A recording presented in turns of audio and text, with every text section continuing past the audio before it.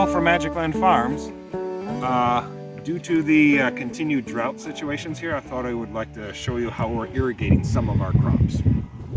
One of the most efficient ways that we do it is the using of the drip tape.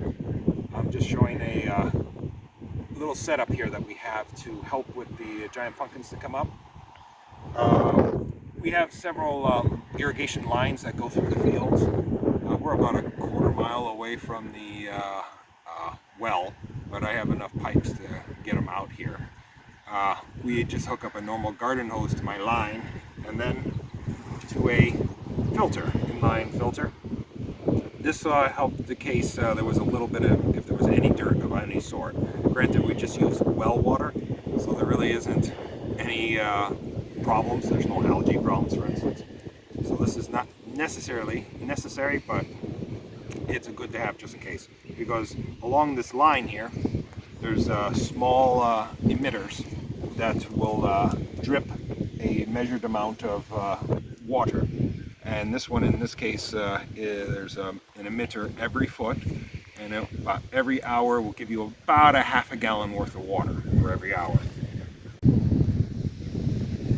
And we're just doing a one strip along here just to irrigate the giant pumpkins. We planted along here. We need a little bit of moisture just to get them out of the ground since it's so dry. Everything I'm planting now is in dust. These giant pumpkins are the type that, you may get 300, 400, 500 pound pumpkins out of. So if you'll notice, I've only did one strip, one row. It's only about 500 feet long. What I do is plant it usually near some corn. So the corn will be done, the pumpkins will just keep on spreading out. Sometimes they're going like 50-foot long vines sometimes that we've measured. For a lot of other crops, like the tomatoes, pickles, and so forth, would have many lines going down to irrigate them. But it's a very efficient way of irrigating. And about our using it in multiple rows, we what do we call them, in groups? For instance, like for the tomatoes, we would have groups of 3. I use little connectors to T-connectors to help connect each of the rows.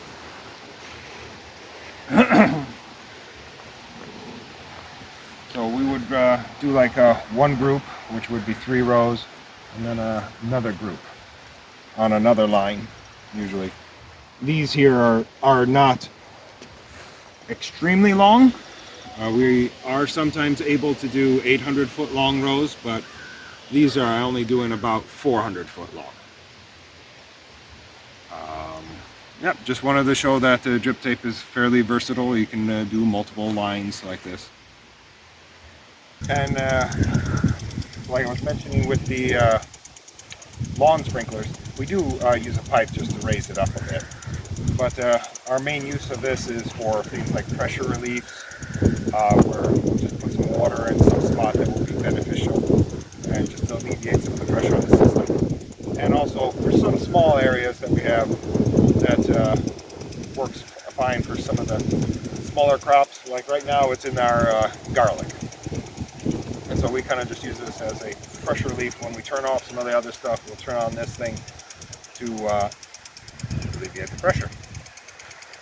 Alright, now I'll go show you one of our projects that we've been working on. Alright, ready? Yeah.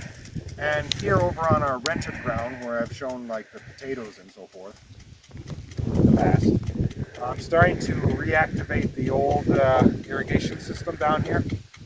This used to be a golf course, and a lot of the piping was damaged during the removal of trees and so forth. So I've been spending a couple of years repairing all the little pipe problems, and I'm activated the well, and as you can see, I have water, but now I need a good system to actually disperse it across the